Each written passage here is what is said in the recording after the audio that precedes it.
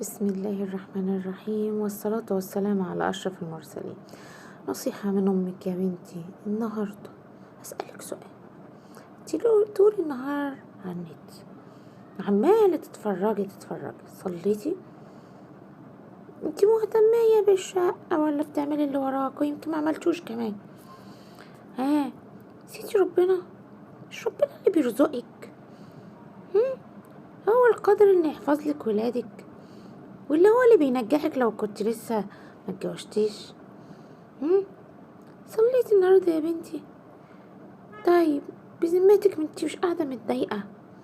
حاسه ان في حاجه ناقصاكي كده واكتئبتي من كتر ريلز ريلز ريلز؟ في حاجه ناقصاكي؟